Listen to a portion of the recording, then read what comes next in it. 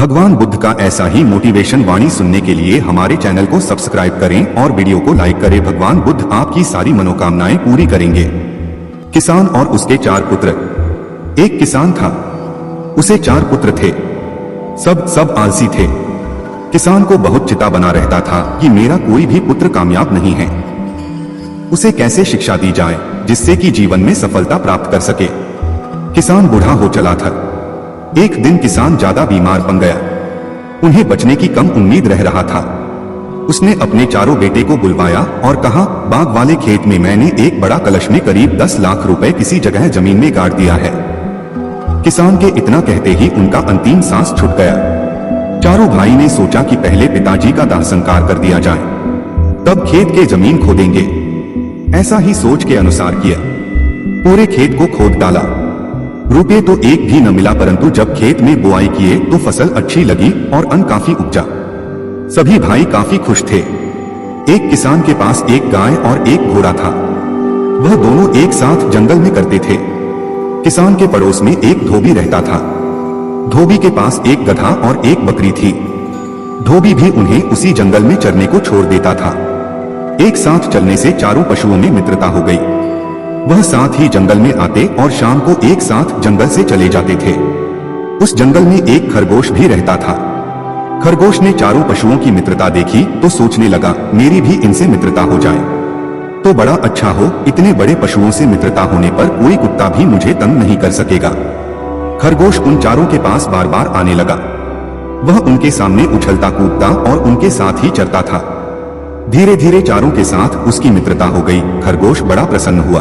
उसने समझा कि कुत्तों का भय दूर हो गया। एक दिन कुत्ता उस जंगल में आया और खरगोश के पीछे दौड़ा। खरगोश भागा भागा गाय के पास गया और बोला, गौमाता, यह कुत्ता बड़ा दुष्ट है। यह मुझे मारने आया है। तुम इसे अपनी सींगों से मारो। गाय ने कहा, भाई खरगोश, तुम बहुत देरी से आए। मेरे घर लौटने का समय हो गया है। मेरा बछड़ा भूखा होगा और बार बार मुझे पुकारता होगा। मुझे घर जाने की जल्दी है। तुम घोड़े के पास जाओ। खरगोश दौड़ता हुआ घोड़े के पास गया और बोला, भाई घोड़े, मैं तुम्हारा मित्र हूं। हम दोनों साथ ही यहां चलते हैं। आज यह दुष्ट कुत्ता मेरे पीछे पड़ा है। तुम मुझे पीठ पर बैठाकर दूर ले चलो। घोड़े ने कहा, तुम्हारी बात तो ठीक है, किंतु मुझे बैठना आता नहीं। मैं तो खड़े खड़े ही सोता हूं। तुम मेरी पीठ पर चलोगे कैसे? आजकल मेरे सुन बढ़ गए हैं। मैं ना तो तेज दौड़ सकता हूं और ना ही पैर फटकार सकता हूं। घोड़े के पास से निराश होकर खरगोश गधे के पास गया।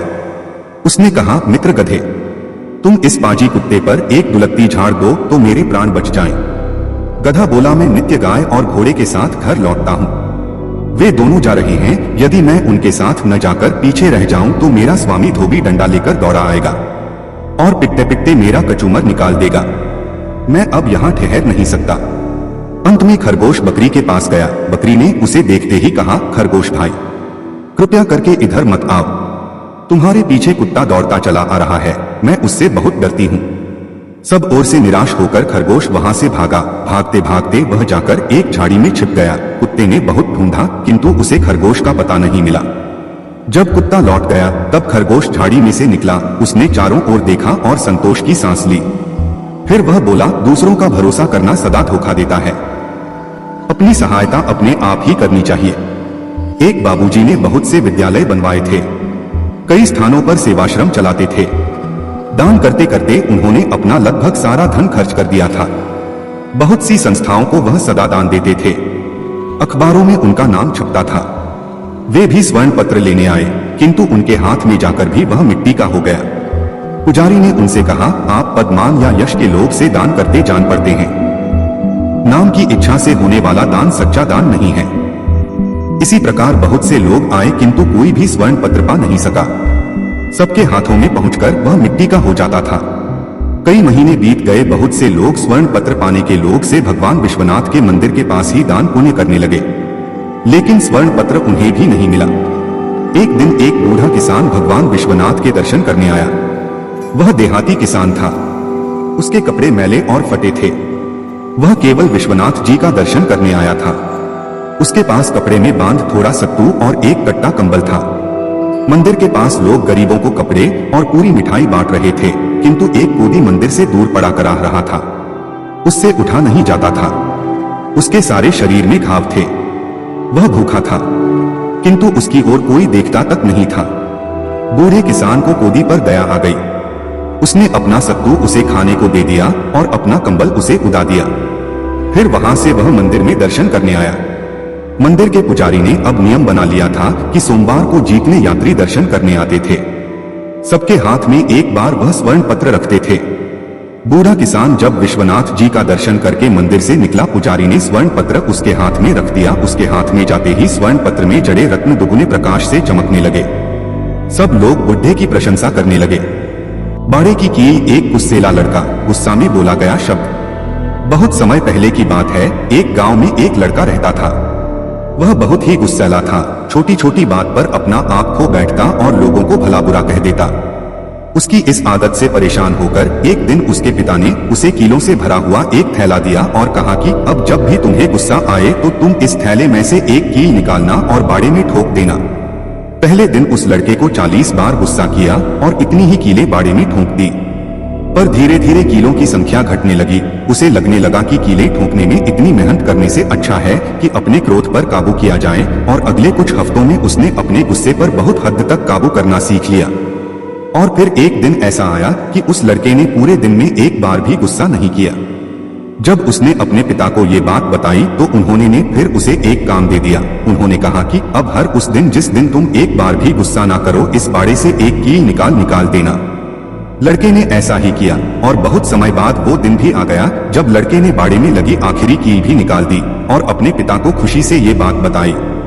तब पिताजी उसका हाथ पकड़कर उस बाड़े के पास ले गए और बोले, बेटे तुमने बहुत अच्छा काम किया है, लेकिन क्या तुम बाड़े में हुए छेदों को देख पा रहे हो? अब वो बाड़ा कभी भी वैसा नहीं बन सकता जैसा वो पहले था। जब तुम क्रोध में कुछ कहते हो तो वो शब्द भी इसी तरह सामने वाले व्यक्ति पर गहरे घाव छोड़ जाते हैं। इसलिए अगली बार गुस्सा करने से पहले सोचिए कि क्या आप भी उस बाड़े में और कीलें ठोकना चाहते हैं। बुद्ध ने कहा, भाग्य के भरोसे बैठने वालों, पुरुषार्थ करो। जीवन में वो भाग्य का महत्व है, लेकिन भाग्य के भरोसे बैठकर अपने अमूल्य समय को बर्बाद मत करो, क्योंकि पुरुषार्थ करने से तो भाग्य की रेखाएं बदल जाती हैं। भाग्य क्या है? आज किया गया कर्म ही तुम्हारा भाग्य बनता है। कर्म के द्वारा जो बीज बोओगे, फसल भी उसी की मिलेगी। जैसा कर्म तुम आज करोगे, वैसा ही तुम्हारा भविष्य होगा। सौभाग्य और दुर्भाग्य तुम्हारे ही हाथ में है। कर्म की प्रधानता को समझना होगा कि जैसा कर्म होगा, वैसा ही फल मिलेगा।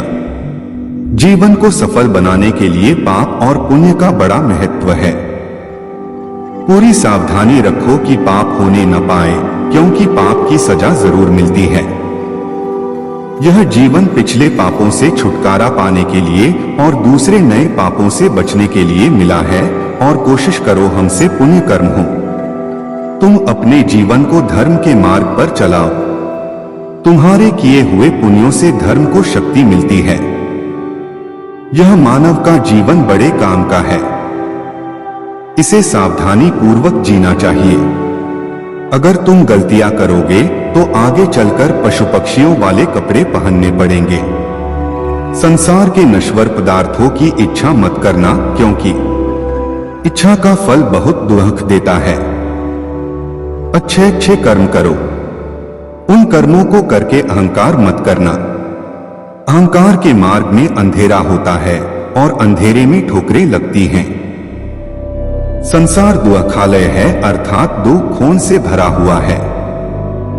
संसार से प्रेम मत करना, बल्कि अपने मन से पापों को बाहर निकालो और सदा सावधान रहो कि कोई पाप न होने पाए।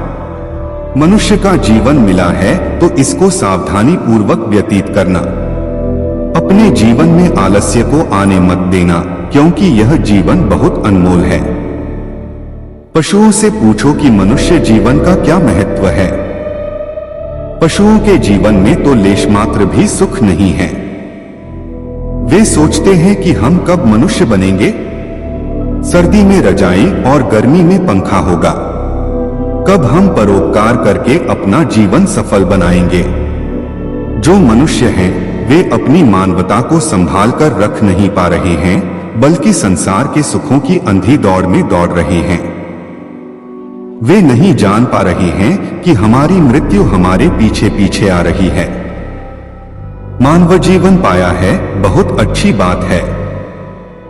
अच्छे अच्छे कर्म करो ताकि मन पवित्र हो जाए, क्योंकि पवित्र मन ही आत्मा को पा सकता है।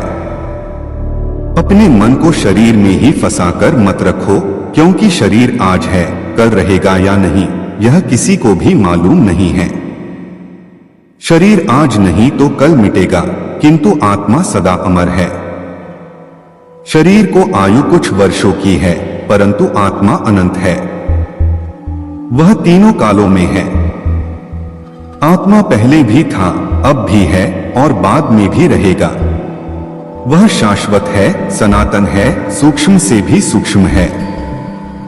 संसार की सारी शक्तियां उसी से सत्ता पाती हैं।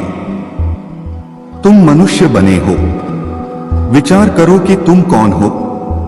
जब तक यह समझ में नहीं आएगा कि तुम कौन हो, तब तक तुम भटकते रहोगे।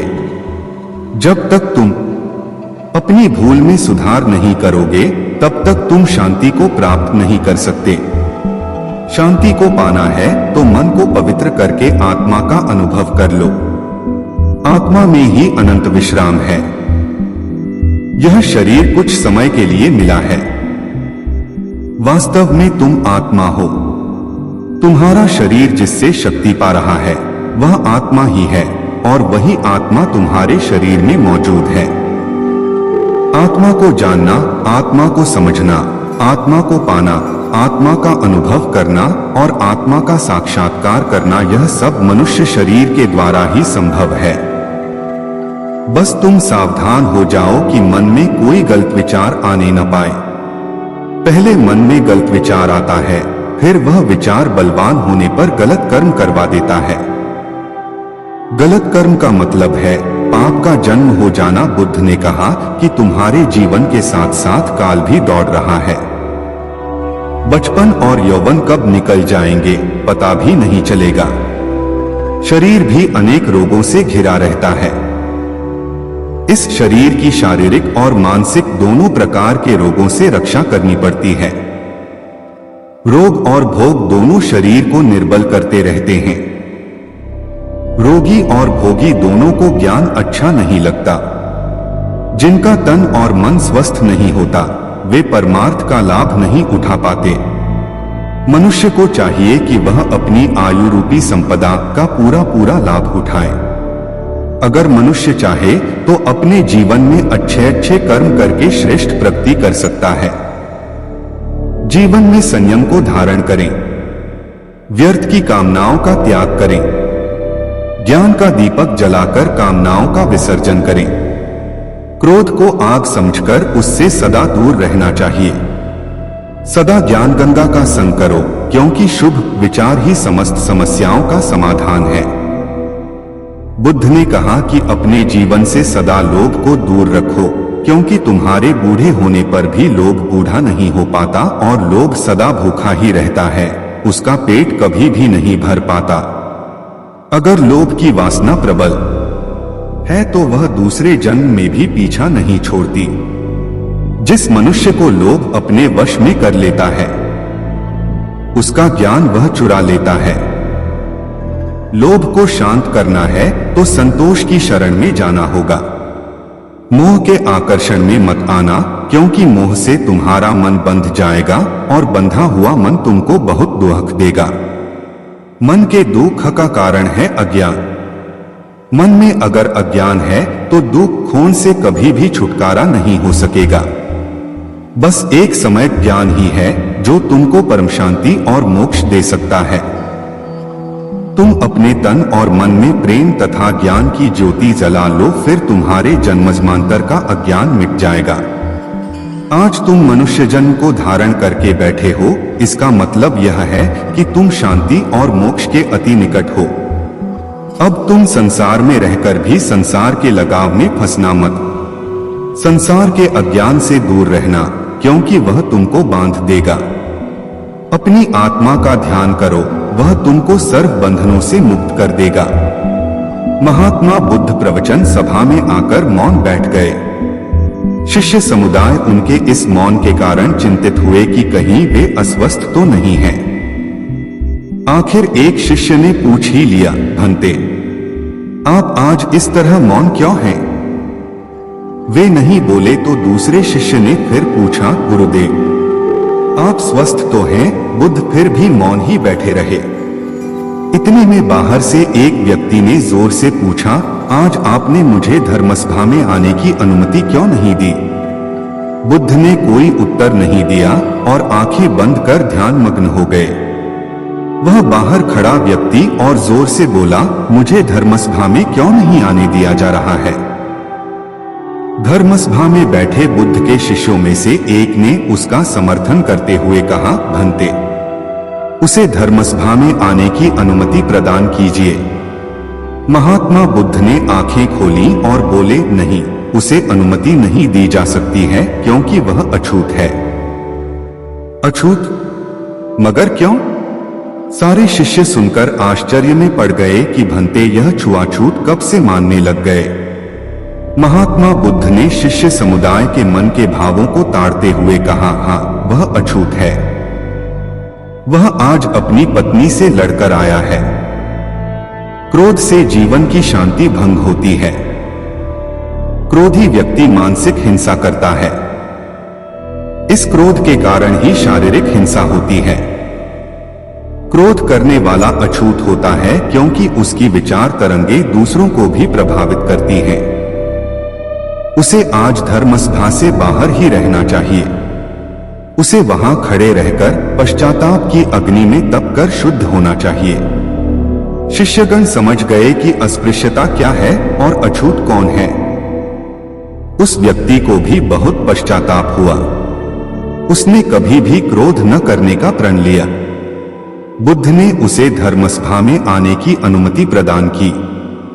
एक बार एक व्यक्ति भगवान बुद्ध के पास आया और उसने बताया कि उसका एकमात्र पुत्र आकस्मिक मृत्यु को प्राप्त हुआ।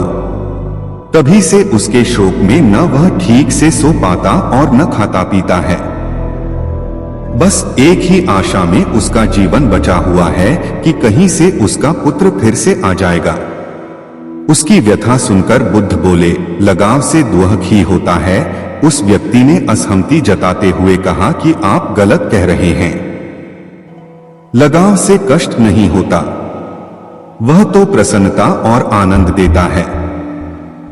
बुद्ध कुछ और कहते, इसके पहले वह वहां से चला गया। यह बात सार्वजनिक बहस बनकर राजा प्रसेनजित तक पहुंची। उन्होंने रानी के समक्ष हुई बातचीत में बुद्ध को गलत ठहराया। रानी बुद्ध की बात का मर्म जानती थी, इसलिए उन्होंने बुद्ध के द्वारा अपनी बात के समर्थन में सुनाई गई 2 घटनाएं राजा को बताते हुए कहा, महाराज, श्रावस्ती में हाल ही में एक महिला मां की मृत्यु होने से दुख में पागल हो गई। 2 प्रेमियों ने लड़की का विवाह किसी और से हो जाने पर आत्महत्या कर ली। इससे यही प्रकट होता है कि लगाव से दुख होता है। क्या आप राजकुमारी को प्रेम करते हैं?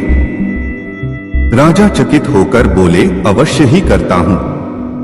रानी ने प्रश्न किया, यदि वह किसी दुर्घटना का शिकार हो जाए तो क्या आपको दुख न होगा? राजा ने स्वीकार किया कि उन्हें दुख होगा। अब वे बुद्ध की बात से पूर्णतः सहमत हुए। वस्तुतः लगाव या प्रेम आनंद देता है, किंतु अनुकूल परिस्थितियों में यह संभव होता है। प्रिय पात्र के अभाव या उसे कष्ट में देख यह प्रेम दुख में परिणत होकर तकलीफ देता है। इसलिए अपने प्रेम को संयम की लगाम से कस कर रखें। एक बार एक व्यक्ति भगवान बुद्ध के पास आया और उसने बताया कि उसका एकमात्र पुत्र आकस्मिक मृत्यु को प्राप्त हुआ। तभी से उसके शोक में न वह ठीक से सो पाता और न खाता पीता है। बस एक ही आशा में उसका जीवन बचा हुआ है कि कहीं से उसका पुत्र फिर से आ जाएगा। उसकी व्यथा सुनकर बुद्ध बोले, लगाव से दुख ही होता है।